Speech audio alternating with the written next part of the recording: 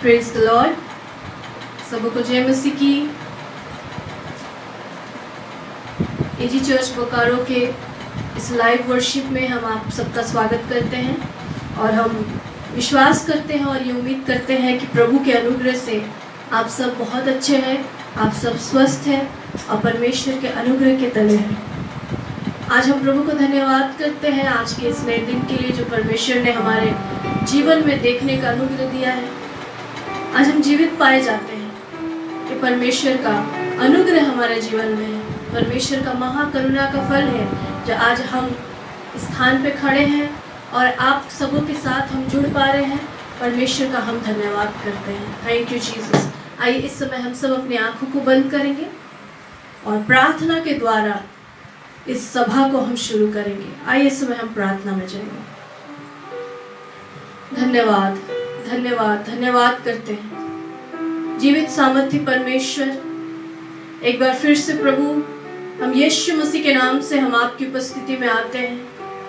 पिता परमेश्वर, हम आपको धन्यवाद करते हैं प्रभु जी कि आपने हमें जीवितों के मध्य में रखा है। खुदावन परमेश्वर,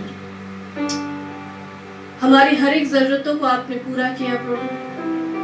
आपने हमारा ध्यान रखा परमेश्वर। आपने हमें भूला नहीं प्रभु जी, आपने हमें त्यागा नहीं परमेश्वर, परंतु एक माँ के समान परमेश्वर आपने हमें संभाला प्रभु। हमें तसल्ली दिया है प्रभु, हमें शांति दिया है परमेश्वर, हमें आनंद दिया है खुदावन। इसलिए हम आपको धन्यवाद करते हैं। समय प्रभु परमेश्वर, जब थोड़े समय प्रभु हम आपकी आराधना करते हैं पिता परमेश्वर, होने दीजिए हम सबों को आप स्पर्श कीजिए प्रभु। हम सबों को पिता अपनी आत्मा से भर दीजिए। पवित्र आत्मा, इस समय हम आपका स्वागत करते हैं हमारे मध्य में परमेश्वर। इस समय जितने भी लोग हमारे साथ जुड़ रहे हैं प्रभु जी, हर एक को पिता परमेश्वर आराधना का मन दीजिए प्रभु। हर एक के मन को आप शांत कीजिए, स्थिर कीजिए खुदावन परमेश्वर, ताकि स्थिर मन से परमेश्वर आपकी आराधना कर सके। खुदावन परमेश्वर, हम सबों को पिता परमेश्वर एक मन एक आत्मा कीजिए प्रभु, ताकि हम सब मिलकर खुदावन परमेश्वर आपको महिमा दे सके प्रभु जी। हम आपका धन्यवाद करते हैं। आप महान है प्रभु, आप स्तुति के योग्य परमेश्वर है। आपका नाम धन्य है खुदावन परमेश्वर। इस सभा को प्रभु हम आपके हाथों में सौंपते हैं परमेश्वर।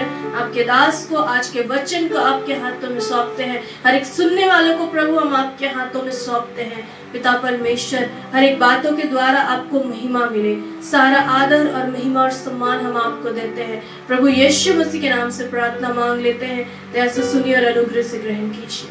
आमीन, हालेलुया। आइए इस समय हम थोड़ी देर परमेश्वर की आराधना में हम थोड़ा समय हम बिताएंगे, क्योंकि हमारा परमेश्वर हमारे स्तुति के बीच में विराजमान रहने वाला परमेश्वर है। हालेलुया।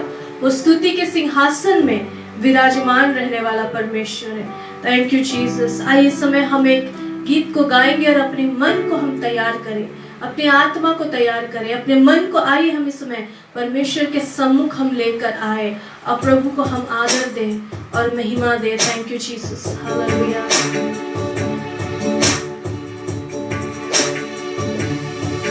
तेरे नाम के लिए जिए हम, तेरे नाम के लिए जिए हम, तेरे नाम के लिए जिए हम, तेरे नाम के लिए जिए हम। तू बढ़े मैं घटूं, मेरे जीवन से महिमा तुझे मिले। तू बढ़े मैं घटूं, मेरे जीवन से महिमा तुझे मिले।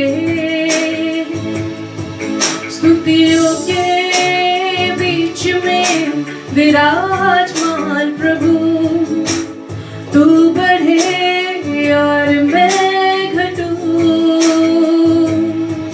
स्तुतियों के बीच में विराजमान प्रभु, तू बढ़े और मैं घटूं।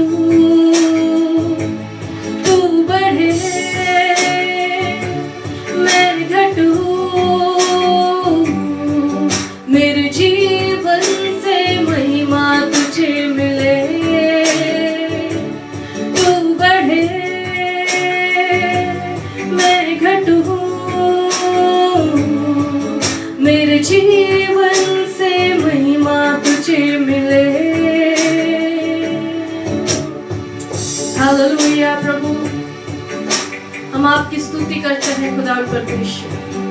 सच में प्रभु, हमारे जीवन से आपको महिमा मिले प्रभु। आप बढ़े प्रभु और हम घट जाए खुदा परमेश्वर। सारा आदर आपको मिले खुदा परमेश्वर। यीशु मसीह, आपके नाम का ऊंचा उठाते हैं। हालेलुया। यीशु नाम में है चंगाई, यीशु नाम में है रिहाई, यीशु नाम में है सच्चाई, यीशु नाम में है भलाई, यीशु नाम में है चंगाई, यीशु नाम में है रिहाई, यीशु नाम में है सच्चाई, यीशु नाम में है भलाई। तू बढ़े मैं घटूं, मेरे जीवन से महिमा तुझे मिले। तू बढ़े मैं घटूं, मेरे जीवन से महिमा तुझे मिले। स्तुतियों के बीच में विराजमान प्रभु, तू बढ़े और मैं घटूं। Yes hallelujah. स्तुतियों के बीच में विराजमान प्रभु, तू बढ़े और मैं घटूं। तू बढ़े मैं घटूं, मेरे जीवन से महिमा तुझे मिले। तू बढ़े मैं घटूं, मेरे जीवन से महिमा तुझे मिले। Hallelujah hallelujah. Yes Lord. प्रभु हमें भर दीजिए अपनी आत्मा से प्रभु, अपने अनुग्रह से हमें भर दीजिए खुदावन, अपनी शांति से हमें भर दीजिए प्रभु, अपने प्यार से हमें भर दीजिए खुदावन। हालेलुया। Yes Lord. हालेलुया। धन्यवाद प्रभु, आपका धन्यवाद। Thank you Jesus.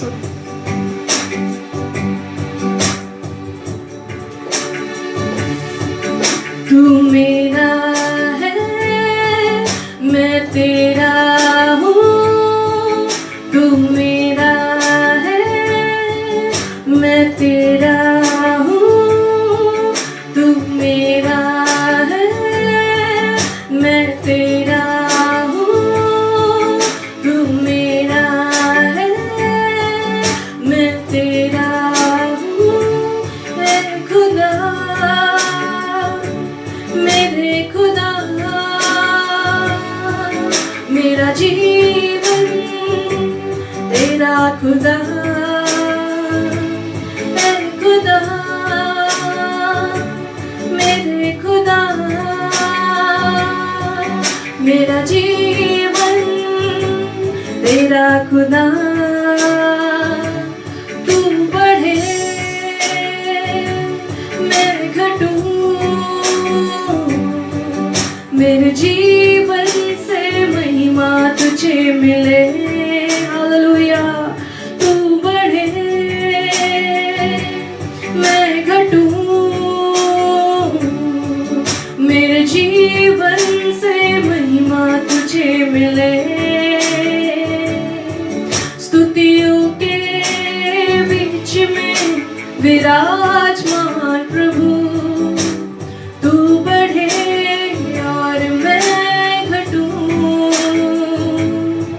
स्तुतियों के बीच में विराजमान प्रभु, तू बढ़े और मैं घटूं।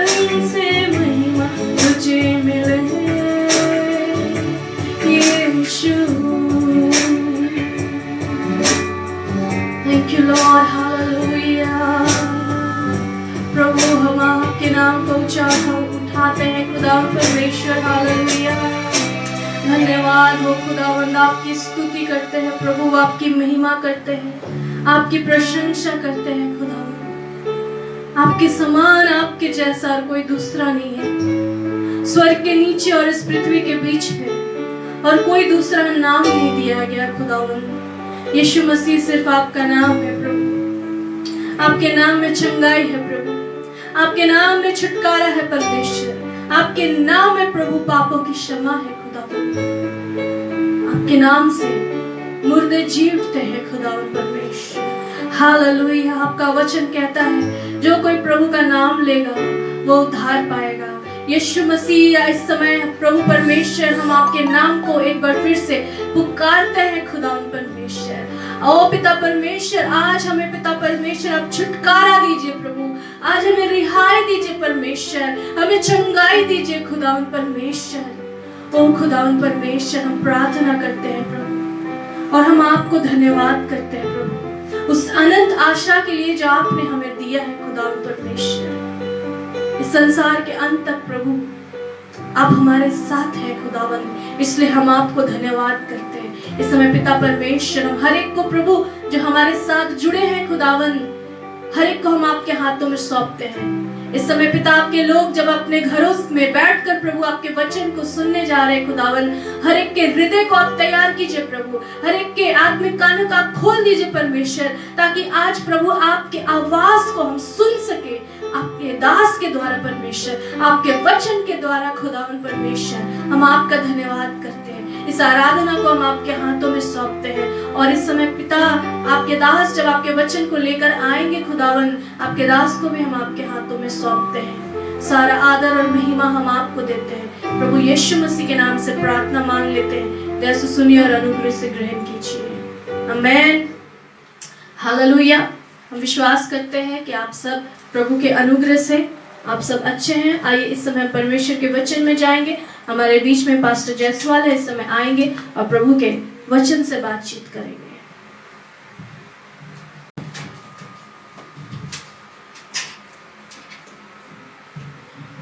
Praise the Lord. सबों को जय मसीह की। आज की सुंदर सुबह के लिए एक बार फिर से हम परमेश्वर का धन्यवाद देते हैं कि प्रभु ने हम सबको मौका दिया ताकि हम उसकी संगति में एक बार फिर से हो सके, एकत्रित हो सके। क्योंकि मैं विश्वास करता हूं कि आज के दिन को परमेश्वर ने बनाया है और हम सबको इसमें आनंदित होने की आवश्यकता है।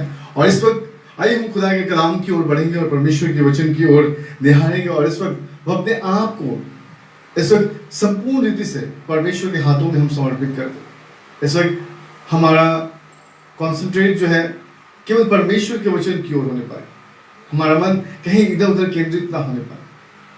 अगर हम इस वक्त फेसबुक में जुड़े हुए हैं तो हम केवल परमेश्वर के वचन को हम सुने और आज के आशीषों को हम अपने जीवन में अवश्य प्राप्त करें।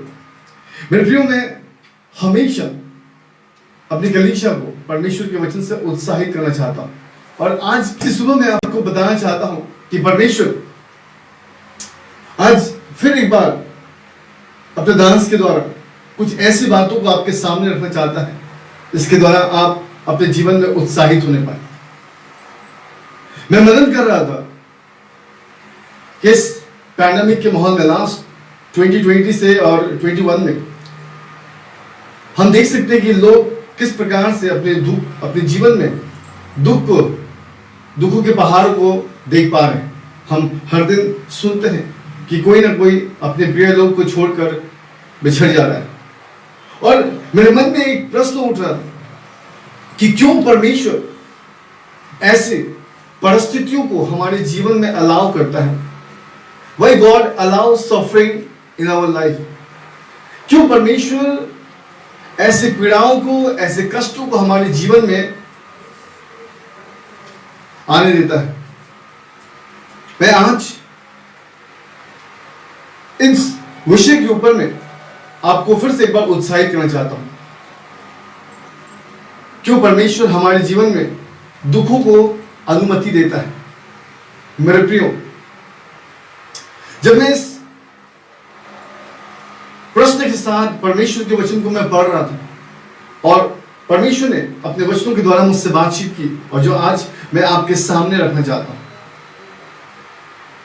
अगर आप मेरे साथ पहला पत्रस उसका 4 अध्याय और उसके पहले वचन को अगर आप खोलेंगे तो वहां पे प्रभु के वचन में इस प्रकार से लिखा गया है, इसलिए जबकि मसीह ने शरीर में होकर दुख उठाया, तुम भी उसी मनसा को हथियार के समान धारण करो, क्योंकि जिसने शरीर में दुख उठाया वो पाप से छूट गया।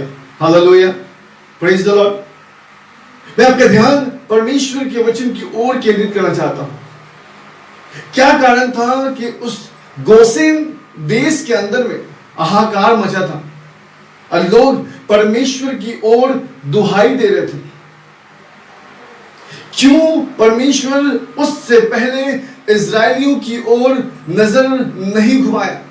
क्यों जब गोसेन देश में इजरायली परमेश्वर की ओर गुहार लगा रहे थे, परमेश्वर को याद कर रहे थे, परमेश्वर को स्मरण कर रहे थे, अपने दुख के घड़ी में प्रार्थना कर रहे थे और परमेश्वर उस घड़ी उनके प्रार्थनाओं को सुना? मैं आज आपको बताना चाहता हूं कि परमेश्वर एक ऐसे समय में अपने लोगों की प्रार्थनाओं को सुनता है जब लोग दुख में होते हैं। ऐसा कौन सा पिता है जो अपने बच्चों को दुख में देखना चाहता है? ऐसा कौन सी मां होगी जो अपने बच्चों को ऐसी परिस्थितियों में देखना चाहती होगी?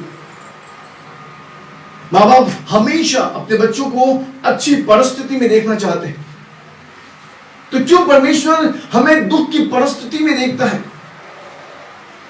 क्योंकि आज मैं आपको बताना चाहता हूं कि जब हम अच्छी परिस्थिति में होते हैं तो हम परमेश्वर को स्मरण नहीं करते, हम परमेश्वर की ओर ध्यान केंद्रित नहीं करते।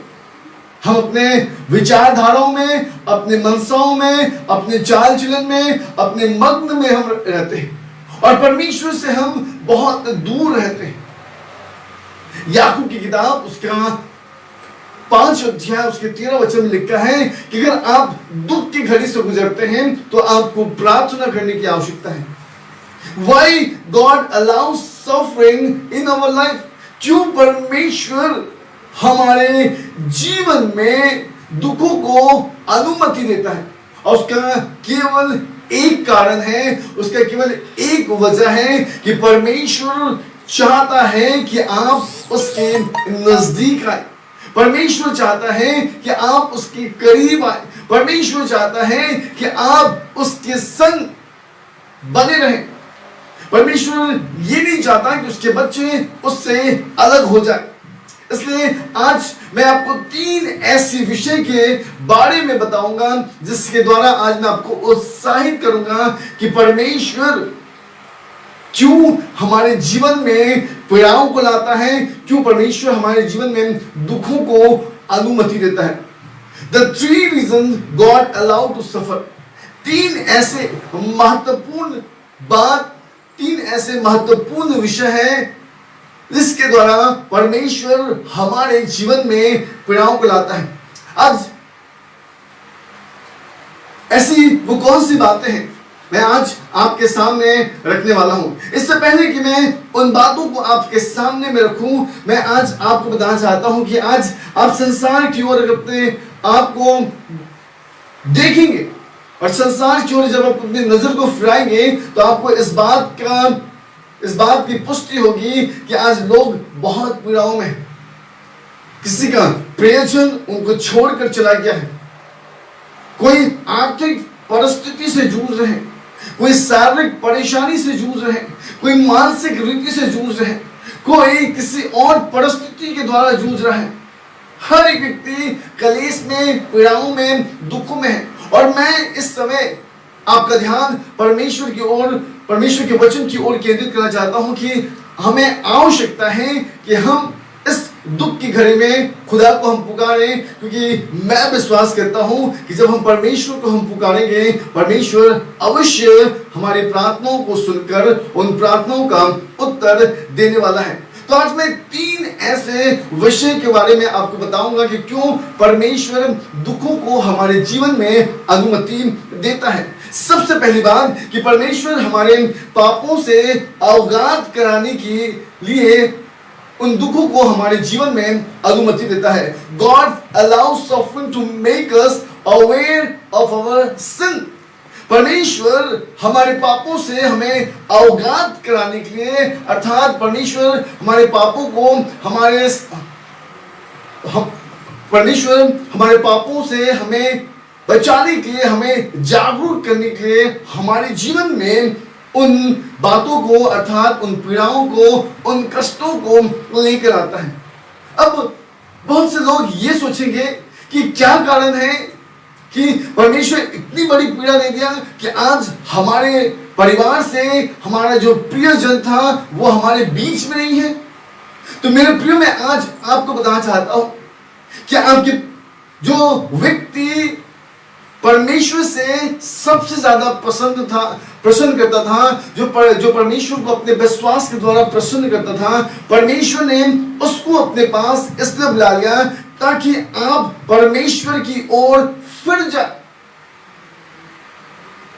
क्योंकि मैं आपको बताना चाहता हूं कि जब आप परमेश्वर के वचन को आप पढ़ेंगे, उत्पत्ति की किताब उसके 5वें अध्याय और उसके 24वें वचन को आप पढ़ेंगे, तो आपको इस बात का अवगात होगा कि किस प्रकार से हनोक परमेश्वर के संग संग चला करता था और परमेश्वर ने उसे उठा लिया, परमेश्वर ने उसे अपने पास बुला लिया। आज मैं आपको बताना चाहता हूं कि आज कहीं ना कहीं हमारे जीवन में हम पापों में इस प्रकार से फंसे हैं कि परमेश्वर उन पीड़ाओं को, उन दुखों को हमारे जीवन में अनुमति देता है ताकि हम उन पापों से अवगात होकर हम परमेश्वर के निकट आए। व्यवस्था बताती है, अगर आप मेरे साथ पहले पत्रस उसके 5वें अध्याय और उसके 10वें वचन को अगर आप पढ़ेंगे तो वहां पे प्रभु के वचन में इस प्रकार से लिखा है कि अब परमेश्वर जो सारे अनुग्रह का दाता है, जिसने तुम्हें मसीह में अपनी अनंत महिमा के लिए बुलाया, तुम्हारे थोड़ी देर तक दुख उठाने के बाद आप ही तुम्हें सिद्ध और स्थिर और बलवंत करेगा। व्यवस्था बताती है, परमेश्वर का वचन कहता है कि परमेश्वर जो सारे अनुग्रह का दाता है, जो हर तरफ से हमें बचा कर रखने वाला है, व्यवस्था इस प्रकार से कहती है कि जिसने तुम्हें मसीह में अपने अनंत महिमा में बुलाया है, तुम्हारे थोड़े देर तक दुख उठाने के बाद वो तुम्हें आप ही सिद्ध और स्थिर और बलवंत करेगा। आप ध्यान दीजिएगा, जब हम सोना को अगर हम देखें, गोल्ड को देखें, तो गोल्ड जब आग में जाता है और वो जाने के बाद उसमें एक परिवर्तन होती और वो गोल्ड थोड़ी देर के बाद जब आंख से निकाला जाता है और जब उसे पीटा जाता है तो वो अपने आकार में बनता है, अर्थात वो स्थिर होता है। और जिस प्रकार से उसे आकार दिया जाता है उसके बाद वो बलवंत हो जाता है, वो गड़ जाता है, उसको गिराने से भी टूटता नहीं, लेकिन उसमें एक परिवर्तन हो जाता है। व्यवस्था बताती है कि उसी प्रकार अब हम परमेश्वर, जो हमारा परमेश्वर है, जो सारे अनुग्रह का दाता है, जो हर तरफ से हमें अनुग्रह दे सकता है, वो इस प्रकार से कहता है कि जिसने तुम्हें प्रभु यीशु मसीह की महिमा अर्थात अनंत महिमा में बुलाया है, वो तुम्हारे थोड़े देर के दुख उठाने के कारण वो तुम्हें आप ही सिद्ध, स्थिर और बलवंत करेगा। आज हमें आवश्यकता है कि हम अपने जीवन को हम पहचानें कि परमेश्वर अगर आज हमारे जीवन में इन पीड़ाओं को अलाउ किया है, इन दुखों को अलाउ किया है, तो क्यों किया है? कहीं ना कहीं हमारे जीवन में आज कमी है, कहीं ना कहीं आज हमारे जीवन में घटी है और हमें वहां से ऊपर उठने की आवश्यकता है। हमें आज परमेश्वर के उस प्रॉमिसेस को हमें स्मरण करने की आवश्यकता है। मैं आपका ध्यान आदम की ओर केंद्रित करना चाहता हूं। अगर आप रोमियो की किताब उसके 5वें अध्याय और उसके 12वें वचन को अगर आप पढ़ेंगे तो वहां पे प्रभु के वचन में इस प्रकार से लिखा है कि जिस इसलिए जैसा एक मनुष्य के द्वारा पाप जगत में आया और पाप के द्वारा मृत्यु आई, और इसी रीति से मृत्यु मनुष्यों में फैल गई, क्योंकि सबने पाप किया है। एक व्यक्ति, यह आदम का एक गलती था जो आज पूरा संसार को इस मृत्यु के दुखों में, अर्थात मृत्यु आज हर एक व्यक्ति के जीवन में वास करती है, और ये सच्चाई है, और आज हर एक व्यक्ति को इससे होकर गुजरना आवश्यक है। मैं आपका ध्यान उस व्यक्ति की ओर करना चाहता हूं जिसको परमेश्वर ने अपने अदन में रखा था, जिससे परमेश्वर रोज मिलने आता था, जिससे परमेश्वर रोज बातचीत करता था, जिससे परमेश्वर अपना सारा हाल कहता था। वो मनुष्य जो परमेश्वर के वचन के विपरीत गया और उसने अपने जीवन में खुद अपने दुखों को अनुमति दिया। आज मैं आपको बताना चाहता हूं मेरे प्रियो कि परमेश्वर हमारे जीवन में इसलिए दुखों को अनुमति देता है क्योंकि हम अपने पाप से बाहर निकले और परमेश्वर के नजदीक आकर, अर्थात परमेश्वर के सम्मुख आकर हम उसके साथ एक ऐसा जीवन व्यतीत करें जिसके द्वारा परमेश्वर की महिमा होने पाए। मैं आपका ध्यान दाऊद की ओर भी केंद्रित करना चाहता हूं। अगर आप दूसरा शमूएल की किताब और उसका 24वें अध्याय को अगर आप खोलेंगे, 2 शमूएल चैप्टर 24 और उसके 10 वचन से अगर आप पढ़ेंगे तो आप इस विषय को आप समझ सकते हैं कि दाऊद ने एक गलती की और व्यवस्था क्या कहती है। इसके विषय में मैं आपको प्रवचन पढ़कर समझाना चाहता हूं। व्यवस्था बताती है, 10 पद में लिखा है, प्रजा की गणना करने के बाद दाऊद का मन व्याकुल हुआ। अतः दाऊद ने यहोवा से कहा, यह काम जो मैंने किया है वो महापाप है। तो अब हे यहोवा, अपने दास का अधर्म दूर कर, क्योंकि मुझसे बड़ी मूर्खता हुई है। दाऊद इस बात का अंगीकार करता है, दाऊद इस बात को कहता है कि मैंने प्रजा की गणना की है और मैंने तेरे विरोध में पाप किया है, इसलिए मेरे अधर्म को दूर कर, क्योंकि मुझसे बड़ी मूर्खता हो गई है प्रभु। लेकिन आपको पता है, जब दाऊद सवेरे उठता है तब यहोवा का यह वचन गाद नामक नबी के पास पहुंचता है कि जो दाऊद का दासी था, पहुंच। और वहां पर लिखा है 12वें वचन में कि जाकर दाऊद से कह, यहोवा यह कहता है कि मैं तुझको 3 विपत्तियां दिखाऊंगा, उनमें से एक को चुन ले कि मैं उसे तुझ पर डालूं। 13वें पद में लिखा है, अतः गाद ने दाऊद के पास जाकर इसका समाचार दिया और उससे पूछा, क्या तेरे देश में 7 वर्ष का अकाल पड़े या 3 महीने तक तेरे शत्रु तेरे पीछा करता रहे और तू उनसे भागता रहे, या देश में 3 दिन तक मरी फैली रहे। अब सोच विचार कर कि मैं अपने भेजने वाला का क्या उत्तर दूं। ये गाद नबी जो भेजा गया था, ये कौन था? ये परमेश्वर का दास था। और दाऊद जो इज़राइल का राजा था, जो यरूशलेम का राजा था, जो परमेश्वर के स्थान का देखभाल करने वाला था, जो परमेश्वर के प्रजा का प्रधान था, बाइबल कहती है कि उसने परमेश्वर के वचन के खिलाफ गया और उसने उस जगह पर उन सारी प्रजा की गिनती की और वो परमेश्वर के वचन के विरोध जाकर उसने मूर्खता का काम किया था। लेकिन दाऊद ने पश्चाताप किया। दाऊद ने कहा, प्रभु मुझसे गलती हो गई और ये मेरी मूर्खता का कारण है। लेकिन आपको पता है, दाऊद ने किया, लेकिन परमेश्वर ने उसे अनिष्ट किया। क्यों? क्योंकि परमेश्वर ने इसलिए उसके जीवन में दुखों को अनुमति दिया। परमेश्वर ने उसे 3 बातें कही। सबसे पहली बात कि 7 वर्ष तक तेरे देश में अकाल रहे। दूसरी बात, 3 महीने तक तेरे शत्रु तेरे पीछे लगे रहे। और तीसरी बात, या 3 दिन तक 3 दिन तक मरी तुझ में फैली रहे, तुम्हारे वहां पर फैली रहे।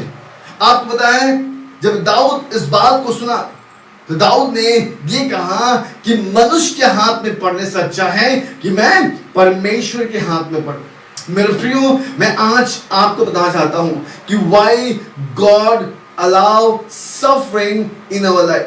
क्यों परमेश्वर हमारे जीवन में दुखों को अनुमति देता है? और उसका पहला कारण यह है कि God allow suffering to make us aware of our sin. परमेश्वर हमें हमारे पापों से अवगत कराने के लिए हमारे जीवन में दुखों को अनुमति देता है। और हम देख सकते हैं कि आदम ने पाप किया और उसके कारण आज पूरा संसार किस प्रकार से पाप में ग्रसित है। दूसरी बात, हम दाऊद के विषय में देखते हैं कि दाऊद ने किस प्रकार से परमेश्वर के वचन के विपरीत काम किया। और व्यवस्था बताती है कि किस प्रकार से दाऊद और उसकी पूरी प्रजा को उस सजा को भुगतना पड़ा। मैं आज आपको बताना चाहता हूं कि आज हमारे जीवन में अगर आज हमारी परिस्थितियां हमारे अनुकूल नहीं चल रही हैं और हम परिस्थितियों के विपरीत में हैं, तो मैं आज आपको बताना चाहता हूं कहीं ना कहीं हम परमेश्वर के वचन के विरोध में हैं। हिब्रू की किताब में, इब्रानी की किताब में लिखा है कि अगर आज हम परमेश्वर के वचन को सुनते हैं तो आज ही हमारे मन को बदलने की आवश्यकता है। जिस प्रकार हमारे बाप दादाओं ने क्रोध करके, जिस प्रकार हमारे बाप दादाओं ने परमेश्वर के वचन को ना मानकर परमेश्वर के क्रोध को प्रकट होने के लिए, उसी प्रकार आज हम भी अपने जीवन में उस प्रकार परमेश्वर के क्रोध को प्रकट ना होने दें। मेरे प्रियो, मैं आज आपको परमेश्वर के वचन से उत्साहित करना चाहता हूं और मैं आज आपको बताना चाहता हूं कि आज हमें आवश्यकता है कि हम अपने जीवन में इस बात को अच्छी रीति से समझ जाएं कि अगर आज हमारी परिस्थिति हमारे विपरीत है और आज हमारे जीवन में बहुत से दुख हैं, हम लगातार उन दुखों को स्मरण कर रहे हैं, तो कहीं ना कहीं इसकी वजह यह है कि हम परमेश्वर से दूर हैं। और परमेश्वर इसीलिए पीड़ाओं को, दुखों को अनुमति देता है कि हम खुदा के करीब आ जाएं और उन पापों से हम बच जाएं, अर्थात उन गुनाहों से जो परमेश्वर पसंद नहीं करता, जिसको परमेश्वर देखना नहीं चाहता। आज हम लगातार ऐसे ही पापों में हम फंसे हुए हैं और हमें आवश्यकता है कि हम ऐसे पापमय जीवन से हम बाहर निकले, क्योंकि आज बहुत ऐसे धर्मी जन हैं जो नष्ट हो रहे हैं और कोई इसके विषय में चिंता भी नहीं करता। और मैं आज आपको बताना चाहता हूं क्योंकि बहुत ऐसे लोग हैं जो परमेश्वर को जानते हैं, बाइबल के तमाम वचनों को जानते हैं, जो आराधना करते हैं, प्रभु के वचन को बांटते भी हैं, लेकिन आज भी उनका जीवन पाप में फंसा हुआ है, वो पाप से ग्रसित है और कई प्रकार के कलेश उनके जीवन में, उनके परिवार में, उनके बच्चों में, उनके रोजगार में लगातार पाया जाता है। मैं आज आपको बताना चाहता हूं कि आज वो पाप में जीवन से हमें बाहर निकलने की आवश्यकता है, अन्यथा मैं आपको बताना चाहता हूं कि आप लगातार उन पीड़ाओं से गुजरेंगे। दूसरी बात, मैं आपका ध्यान परमेश्वर के वचन की ओर केंद्रित करना चाहता हूं। दूसरी बात मैं आपको बताना चाहता हूं कि क्यों परमेश्वर हमारे जीवन में दुखों को अलाउ करता है। सेकंड पॉइंट है, God allows suffering to show us we can not do this alone. परमेश्वर कभी कभी पीड़ाओं को हमारे जीवन में इसलिए अनुमति देता है कि हम अकेले सब कुछ नहीं कर सकते। और आज हम कई ऐसी बातों में हम परमेश्वर को छोड़ हम अपने आप ही सब कुछ करना चाहते हैं। और इसीलिए तो मैं आपके लिए एक विषय रखा हूं और वो ये है कि क्यों परमेश्वर हमारे जीवन में दुखों का अनुमति देता है। उसका कारण ये है कि हम अपने आप को सामर्थ्य समझते हैं। हम सोचते हैं कि हमसे सब कुछ बन पड़ेगा, हम अकेले ही सब काम कर सकते हैं। तो मैं आपका ध्यान प्रभु के वचन की ओर केंद्रित करना चाहता हूं, यूहन्ना की किताब उसके 15 अध्याय और उसके 5वें वचन की ओर। और व्यवस्था इस प्रकार से कहती है कि मैं दाखलता हूं और तुम डाली हो, जो मुझ में बना रहता है और मैं उसमें, वो बहुत फल फलता है, क्योंकि मुझसे अलग होकर तुम कुछ भी नहीं कर सकते। व्यवस्था बताती है कि तुम मुझसे अलग होकर कुछ भी नहीं कर सकते। यीशु मसीह ये कहते हैं कि मैं दाखलता हूं और तुम डाली हो, और जो मुझ में बना रहता है और मैं उसमें, वो बहुत फल फलता है, और तुम मुझसे अलग होकर कुछ नहीं कर सकते। अगर आप दाग से डाली को काट देंगे तो क्या वो फल देगा? अगर आज हम प्रभु से दूर होकर हम खुद ही अपने विचारों को रखते हुए हम सारे काम करने की कोशिश करें अपने हिसाब से, है ना? मत्ती की किताब, माफ कीजिएगा, नीति वचन की किताब उसके 3 अध्याय उसके 5वें वचन में लिखा है कि अपनी समझ का सहारा ना लेना, परंतु संपूर्ण रीति से यहोवा को स्मरण करना और सारे काम उसके स्मरण करके करना, तब तेरे टेढ़े मार्ग भी सीधे हो जाएंगे। अगर आज हम प्रभु से दूर होकर, उसकी उपस्थिति से दूर होकर, अगर हम ये सोचते हैं कि हमारा काम बन जाएगा और हम अकेले ही सब कुछ कर सकते हैं, तो मैं आज आपको बताना चाहता हूं, आप दाऊद के समान उस मूर्खता के काम को करने वाले हैं जो आप ये सोचते हैं कि आप अकेले ही तमाम कार्यों को, तमाम बातों को आप कर सकते हैं। फिलिप्पी की किताब उसकी 4थे अध्याय उसका 13 वचन में लिखा है, I can do all thing in Christ Jesus who strengthen me. प्रभु के वचन में इस प्रकार से लिखा है, जो मुझे सामर्थ्य देता है उसमें मैं सब कुछ कर सकता हूं। तो याद रखिए, अगर हम प्रभु से ही दूर हो जाएंगे तो फिर हम कैसे, हमारे जीवन में बातें बनेंगी, कैसे हम परमेश्वर के एब्सेंस में हमारे तमाम काम पूरे हो पाएंगे। मैं आपका ध्यान प्रभु की ओर केंद्रित करना चाहता हूं। अगर आज हम परमेश्वर के वचन के अनुसार अगर हम कोई भी काम हम करते हैं तो परमेश्वर उसमें आशीष देता है, लेकिन अगर उसके वचन के विपरीत हम कोई काम करते हैं तो परमेश्वर वहां पर नहीं होता। मैं आपका ध्यान मूसा की ओर केंद्रित करना चाहता हूं। बाइबल बताती है कि जब इस्राएलियों को प्यास लगी और परमेश्वर ने इस्राएलियों के उस प्यास के द्वारा, जब मूसा ने प्रार्थना किया और परमेश्वर ने मूसा से बातचीत की और परमेश्वर ने मूसा को ये कहा था कि जा और इस लाठी को लेकर जा और उस पत्थर से बातचीत कर और वो अपने श्रोता को खोल देगा और लोग जल से तृप्त हो जाएंगे। आपको पता है, जब मूसा उस जगह पर पहुंचा, इस्राएली मूसा को इतना पिन कर रहे थे कि मूसा परमेश्वर के वाचा को भूल गया, परमेश्वर के वचनों को भूल गया, और उसने बात करने की जगह उसने क्रोध में उस लाठी को पत्थर पे दे मारा, लेकिन वहां से जल निकल गया, क्योंकि परमेश्वर ने कहा था। मेरे प्रियो, मैं आज आपको बताना चाहता हूं, उसका परिणाम ये हुआ कि मूसा कनान को देखने से पहले ही अपने आंखें बंद कर गया। अगर आज हम परमेश्वर के वचनों के अनुसार अगर हम प्रभु के साथ नहीं चलते हैं, तो मैं आज आपको बताना चाहता हूं कि परमेश्वर के उन सुखों को देखने से पहले कहीं हमारी आंखें बंद ना हो जाए।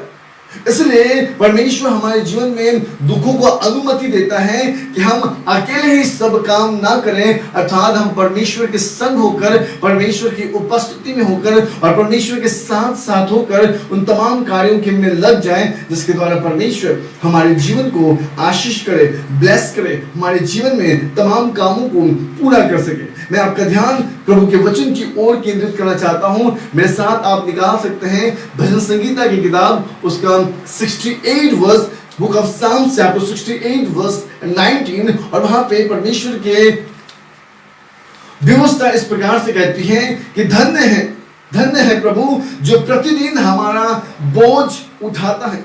वो हमारा उद्धार करता परमेश्वर है। परमेश्वर प्रतिदिन हमारा बोझ उठाता है। क्या ही धन्य, क्या ही आशीष की बात है। वो परमेश्वर जो मुझसे और आपसे प्रेम रखता है, वो हमारा उद्धार करता है, वो प्रतिदिन हमारे बोझों को उठाता है। 20 पद में इस प्रकार से लिखा है, वो हमारे लिए बचाने वाला परमेश्वर ठहरा है। यहोवा प्रभु मृत्यु से भी बचाता है। आज उस परमेश्वर के उपस्थिति को छोड़कर हम आज अपने ही मनसा, अपने ही विचार, अपने ही कामों में, अपने ही विचारधाराओं में लगे हैं। हम समझना नहीं चाहते हैं कि परमेश्वर ने हमसे प्रॉमिसेस किए हैं और परमेश्वर का हर एक प्रतिज्ञा पूर्ण होता है। व्यवस्था बताती है, आकाश टल जाएगी, पृथ्वी टल जाएगा, परंतु परमेश्वर का वचन कभी नहीं टलेगा। मेरे प्रियो, आज हमें परमेश्वर की ओर अपनी आंखें केंद्रित करने की आवश्यकता है। हमें लगातार खुदा की ओर निहारने की आवश्यकता है। हमें लगातार परमेश्वर की ओर देखने की आवश्यकता है। और जो उलझाने वाली और रोकने वाली पाप है, हमें उससे बाहर निकलने की आवश्यकता है। क्योंकि आज हमारे मन में ऐसे उलझाने वाले, रोकने वाले पाप हैं जो हमें ये कहते हैं कि मैं अकेले ही कर सकता हूँ, मैं अकेले इस काम के लिए काफी हूँ, अरे मैं यहाँ से वहां जा सकता हूँ। मैं आपका ध्यान नौमी की पति की ओर ले जाना चाहता हूँ कि किस प्रकार वो परमेश्वर की उपस्थिति को छोड़कर और वो कहाँ चला गया, मोआब देश चला गया और वहां पर जाकर रहने लगा। और बाइबल किस प्रकार से रूत की किताब में लिखा है कि जब वो अपनी पत्नी, अपने दोनों बच्चों को वहां पर लेके गया और लेके जाने के बाद वो परमेश्वर की उपस्थिति से हट गया, परमेश्वर के वचन के विरोध में उसने काम किया, क्योंकि उस जगह पर अकाल आ गया था, उस जगह पे तकलीफ आ गई थी। हम प्रार्थना करने के बजाय हम क्या करते हैं, अपने मनसा के कामों को पूरा करना चाहते हैं। हम चाहते हैं कि ठीक है, अगर आज ये बातें नहीं बन रही हैं तो कोई बात नहीं, आज हम इन कामों को खुद से भी हम कर सकते हैं। और यही हमारे लिए सबसे बड़ी भूल है। नौमी अपने पति, अपने बच्चों को खो देती है और उसका केवल एक कारण था कि परमेश्वर की उपस्थिति को छोड़ वो एक ऐसा स्थान चली गई थी जो स्थान श्रापित है। मेरे प्रियो, मैं आज आपका ध्यान प्रभु के वचन की ओर केंद्रित करना चाहता हूँ। व्यवस्था कहती है, प्रभु धन्य है प्रभु जो प्रतिदिन हमारे बोझों को उठाता है, जो प्रतिदिन हमें संभालता है, जो प्रतिदिन हमारा उद्धार करता है, जो प्रतिदिन हमें हर एक परिस्थिति से बचा के रखता है। हमें उस परमेश्वर के वाचाओं के ऊपर अपने जीवन को निर्भर करने की आवश्यकता है। मत्ती की किताब उसका 11 अध्याय उसके 29 और 30 वचन को अगर आप पढ़ेंगे तो व्यवस्था कहती है कि मेरा जुआ अपने ऊपर उठा लो और मुझसे सीखो, क्योंकि मैं नम्र और मन में दीन हूं और तुम अपने मन में विश्राम पाओगे, क्योंकि मेरा जुआ सहज और मेरा बोझ हल्का है। आपको पता है ये जुआ किसको कहते हैं? इंग्लिश में योक लिखा है।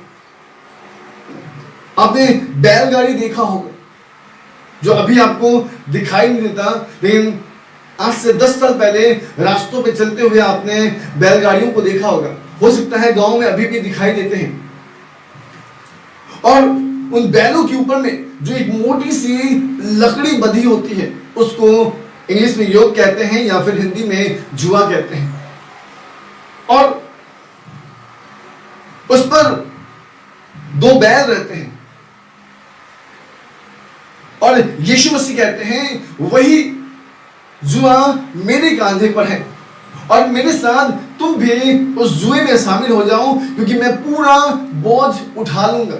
आपको पता है जब नया बैल उस जुए में उसको बांधा जाता है और वो पुराने बैलों के साथ बांधा जाता है, दोनों नए बैलों को नहीं बांधा जाता, क्योंकि अगर दोनों नए बैलों को बांध दिया जाएगा तो एक बैल अपने हिसाब से चलेगा, एक बैल अपने हिसाब से चलेगा। और वो गाड़ी रास्ते पे ना जाकर खेतों में चली जाएगी, गड्ढों में चली जाएगी। लेकिन उस बैल, उस जुए में एक जो एक्सपीरियंस बैल है, जो बहुत पुराना बैल है, उसके साथ एक नए बैल को बांधा जाता है, ताकि जब नया बैल खींचे तो पुराना बैल उसको खींचकर फिर से रास्ते पर लेकर आए।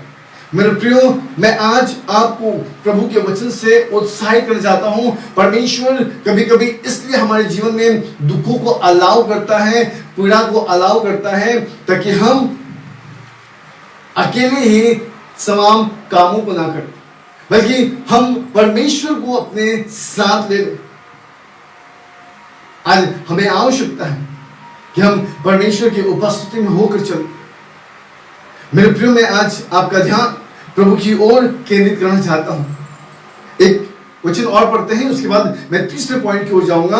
भजन संगीता उसका 55 अध्याय और उसके 22वें वचन को, वहां पे भजनकार इस प्रकार से कहते हैं कि अपना बोझ यहोवा पर डाल दे, वो तुझे संभाल लेगा, वो धर्मी है, वो धर्मियों को कभी टलने ना देगा। अपना बोझ यहोवा पर डाल दीजिए आज अपनी सारी परिस्थितियों को, डाल दीजिए अपने सारी चिंताओं को, डाल दीजिए आज परमेश्वर के ऊपर में सारे दुखों को, क्योंकि पहला पत्रस उसके 5 अध्याय उसके 7वें वचन में लिखा है कि अपनी सारी चिंता उस पर डाल दो, क्योंकि वो तुम्हें संभाल लेगा। आज हमें आवश्यकता है हम अपने कामों को अपने हिसाब से ना करें, लेकिन आज हम प्रार्थना के साथ हर एक काम करें, लेकिन उस कामों में परमेश्वर की उपस्थिति हो। अन्यथा मैं आज आपको बताना चाहता हूं कि आपके कामों के फलस्वरूप आपके जीवन में उनके प्रतिफल आप प्राप्त कर पाएंगे, और उन प्रतिफलों को आप देखते हुए आप अपने जीवन में कष्टों के उस समुद्र के समान, उस वेव से आप ढक जाएंगे जिसकी उम्मीद आपने कभी नहीं की। और इसलिए मैं आज आपको परमेश्वर के वचन से उत्साहित करना चाहता हूं कि आज इस कलीसिया को आवश्यकता है कि अपने सारे काम, अपने सारे विचार, अपने सारे सोच, अपने सारे मनोकामनाएं खुदावंद यीशु मसीह के ऊपर में निर्भर करते हुए, खुदावंद यीशु मसीह के संग रहते हुए वो करे। क्योंकि अगर आज हम ये सोचते हैं कि अगर हम अकेले ही सब कुछ कर लेंगे, तो मैं आज आपको बताना चाहता हूं कि हम अपने जीवन में दाऊद के समान मूर्खता का काम करने वाले हैं। और मैं आज आपको बता रहा हूं why God allows suffering in our life, क्यों परमेश्वर हमारे जीवन में दुखों को अनुमति देता है। और इसके विषय में मैं 3 बातें आपको बता रहा हूं। और सबसे पहली बात मैंने आपको बताया कि परमेश्वर अर्थात God allows suffering to make us aware of our sin।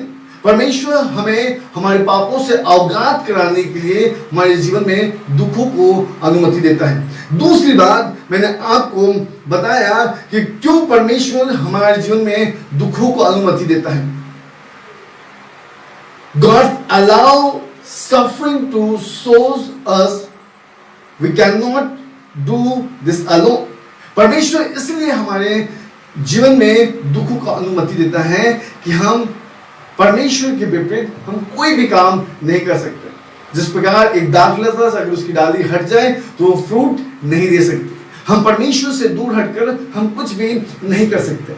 आप ध्यान दीजिए कि अगर अब जो है ना, अब तालाब देखे होंगे, नदियां देखे होंगे, समुद्र देखे होंगे, और इसमें बहुत सी मछलियां होती हैं, लेकिन उन मछलियों को अगर अपनी निकाल के रास्ता पे रख दे तो क्या वो मछलियां जिंदा रहेगी? नहीं रह पाएगी ना। अगर आप सोचिए कि पेड़ों को उखाड़ कर तालाब में डाल दिया जाए, समुद्र में डाल दिया जाए, तो क्या वे पेड़ जीवित रहेंगे? कदापि नहीं। उसी प्रकार अगर हम परमेश्वर के साथ ना हो तो क्या हम जीवित रहेंगे? Hallelujah, praise the Lord. हमें इस बात को सोचने की आवश्यकता है कि अगर हम खुदावंद के साथ ना हो तो हम भी आज उसी प्रकार, जिस प्रकार मछली रास्ते में पड़ी हो, जिस प्रकार पेड़ तालाबों में पड़ा हो, उसी प्रकार हम अधर्म में पड़े रहेंगे। और इसलिए परमेश्वर कभी कभी हमारे जीवन में दुखों को अनुमति देता है ताकि हम परमेश्वर के करीब आ जाएं, प्रभु की उपस्थिति में चलें और परमेश्वर की आशीष हम पर लगातार बनी रहने पाए। और तीसरी और आखिरी बात मैं आपको बताना चाहता हूं कि God allows suffering to bring us closer to him. परमेश्वर हमारे जीवन में इसलिए दुखों को अनुमति देता है ताकि हम खुदावंद के समीप रहे और नजदीक आ जाएं। और आपको पता है जब हम किसी के नजदीक होते हैं तो प्रेम बहुत ज्यादा रहता है ना? और ये कब होता है? जब परमेश्वर दुखों को अलाउ करता है, जब परमेश्वर दुखों को अनुमति देता है। मैं आपका ध्यान प्रभु के वचन की ओर केंद्रित करना चाहता हूं। दूसरा कुरिन्थियों की किताब उसके 12वें अध्याय और उसके 8, 9 और 10 वचन को हम लोग पढ़ेंगे। और व्यवस्था इस प्रकार से कहती है, और माफ कीजिए 7, 8, 9, 10 वचन, चारों वचन को हम लोग पढ़ेंगे। 2 Corinthians chapter 12 verse 7। और वहां पे लिखा है कि और इसलिए कि मैं प्रकाशना की बहुतायत से फूल ना जाऊं, मेरे शरीर में एक कांटा चुभाया गया, अर्थात शैतान का एक दूत कि मुझे घूंसे मारे ताकि मैं फूल ना जाऊं। 8वें पद में लिखा है, इसके विषय में मैंने प्रभु से 3 बार विनती की कि मुझसे यह दूर हो जाए, और उसने मुझसे कहा, मेरा अनुग्रह तेरे लिए बहुत है, क्योंकि मेरी सामर्थ निर्बलता में सिद्ध होती है। इसलिए मैं बड़े आनंद से अपनी निर्बलता पर घमंड करूंगा कि मसीह की सामर्थ मुझ पे छाया करता रहे। इसी कारण मैं मसीह के लिए निर्बलताओं और निंदाओं और दरिद्र में और उपद्रव में और संकटों में प्रसन्न हूं, क्योंकि जब मैं निर्बल होता हूं तभी मैं बलवंत होता हूं। हालेलुया।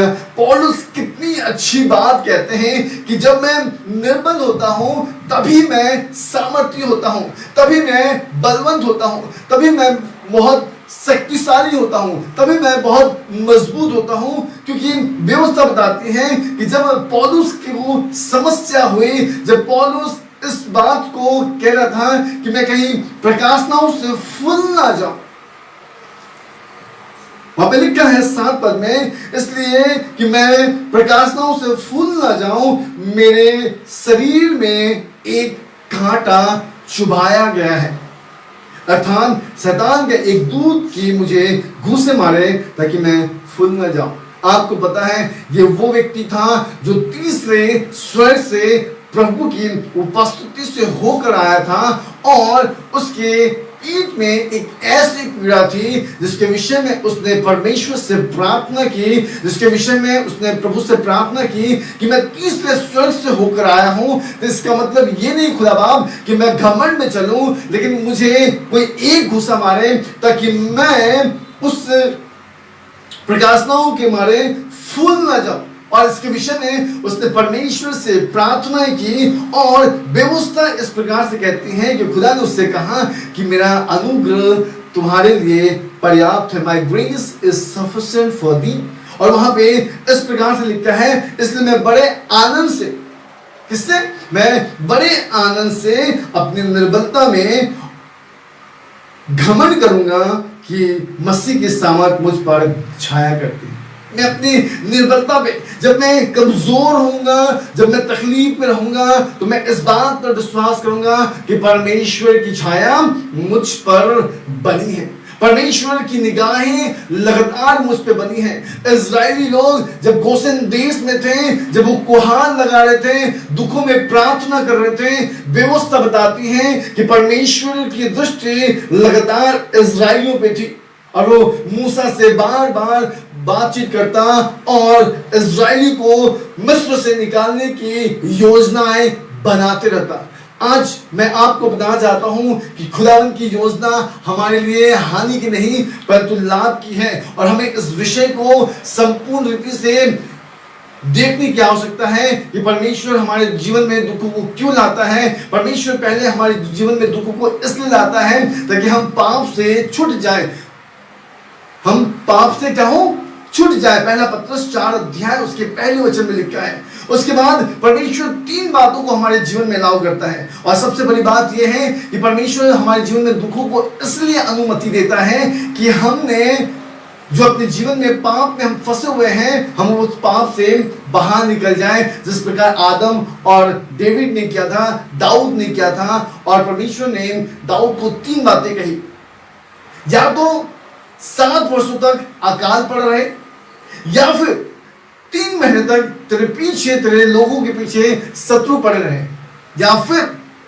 3 दिन तक तुम्हारे बीच में मरी फैला रहे।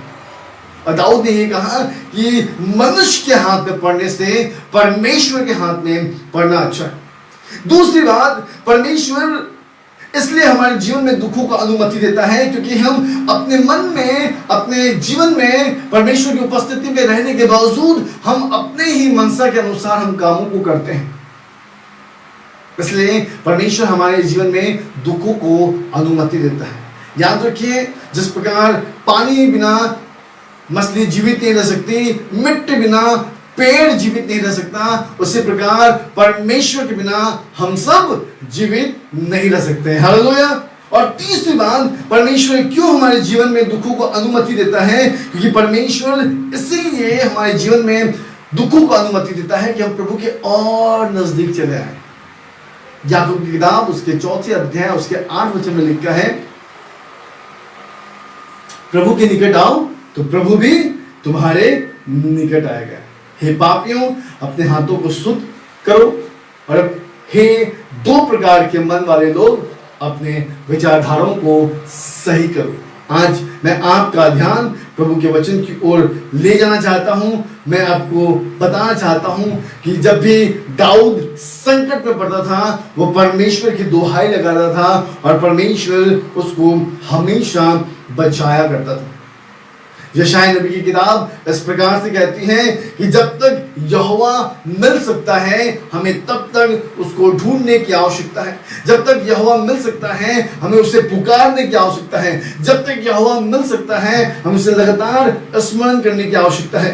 इब्रानी की किताब में लिखा है, इसलिए आओ हम उस इब्रानी की किताब उसके 4 अध्याय और उसके 15-16 वचन में लिखा है, क्योंकि वो हमारा एक ऐसा महायाजक है, क्योंकि हमारा ऐसा महायाजक नहीं जो हमारे निर्बलताओं में, हमारे दुखों में हमारे साथ दुखी ना हो, वरन वह सब बातों में हमारे समान परखत हो गया तो भी निष्पाप निकला है। इसलिए आओ हम अनुग्रह के सिंहासन के निकट साहस बांध कर चले कि हम पर दया हो और हम पर अनुग्रह हो, जो आवश्यकता के समय हमारी सहायता करे। आज मेरे प्रियो, मैं आज आपको बताना चाहता हूं कि आपके दुखों से बाहर निकलने में अगर कोई मददगार कर सकता है, कोई मदद कर सकता है, तो उसका नाम प्रभु यीशु मसीह है। ना तो किसी के सिंपैथी आपको उन दुखों से हटा सकता है, ना ही आपकी चिंताएं, आपके विचारधाराएं आपको उस चिंता से बाहर निकाल सकता है। अगर आपको आपके दुखों से, आपके कलेश से, आपके परिस्थितियों से अगर कोई बाहर निकाल के आपको आनंद के माहौल में ला सकता है, उसका नाम प्रभु यीशु मसीह है। हालेलुया। बोले यीशु प्रभु की जय। आइए इस वक्त हम अपनी आंखों को बंद करें और हम प्रार्थना में जाएं।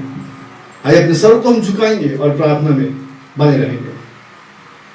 सर्वशक्तिमान सेनाओं के यहोवा परमेश्वर, हम आपका एक बार फिर से शुक्रगुजार हैं प्रभु, और आज की सुबह हम यीशु नासरी के नाम से प्रभु जी हम आपके चरणों तले आते हैं। हम धन्यवाद करते हैं परमेश्वर कि प्रभु आप हमारे जीवन में दुखों का अलाव करते हैं, प्रभु अनुमति करते हैं पिता, ताकि प्रभु उन दुखों के द्वारा परमेश्वर हम आपकी ओर गुहार लगा सके। उन दुखों के द्वारा प्रभु हम आपके निकट आ सके। प्रभु व्यवस्था कहती है कि जब हम दुखी हो तो हमें प्रार्थना करने की आवश्यकता है।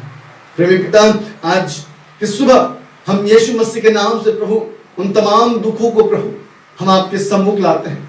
जो लोग आज परमेश्वर इस संसार में प्रभु दुखी हैं, क्योंकि प्रभु किसी का बहुत कुछ खत्म हो गया, प्रभु किसी के जीवन में प्रभु अभी भी बीमारियां बनी हुई है, प्रभु कोई लोग प्रभु अभी भी बीमार पड़े हुए हैं, कोई कोविड से प्रभु, तो कोई कैंसर से प्रभु, तो कोई किसी और बीमारी से प्रभु, कोई डायबिटीज से परेशान है प्रभु, तो कोई थायराइड से परेशान है पिता, तो कोई अपने हाइपरटेंशन से परेशान है।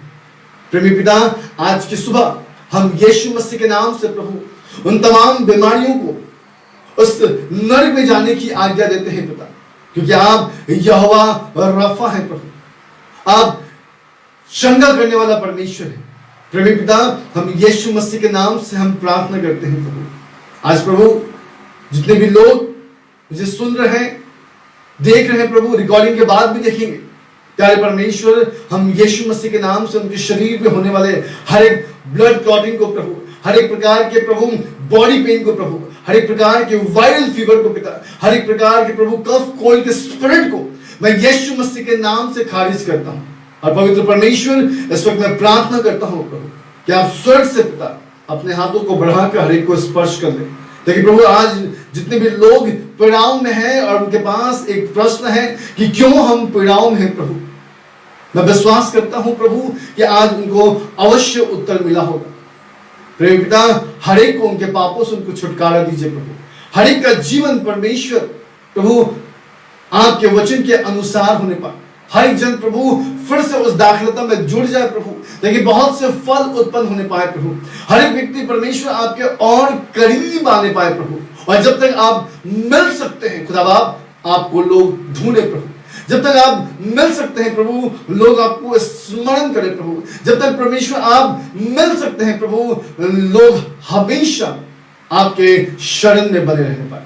क्योंकि भजन संहिता उसके 27 अध्याय और उसके पहले वचन में प्रभु आपका वचन इस प्रकार से कहता है कि यहोवा मेरा ज्योति और मेरा उद्धारक है, मैं किससे भयभीत होऊंगा। प्रभु, हम जानते हैं कि आप ही हमारा ज्योति है प्रभु, आप ही हमारे जीवन को रोशनी पहुंचाने वाला परमेश्वर है, आप ही हमारे जीवन को उद्धार पहुंचाने वाला परमेश्वर है। पिता, आज की सुबह मैं यीशु मसीह के नाम से प्रभु हर एक देखने वालों को प्रभु, हर एक सुनने वालों को प्रभु, पिता पुत्र पवित्र आत्मा के नाम से आशीष करता हूं।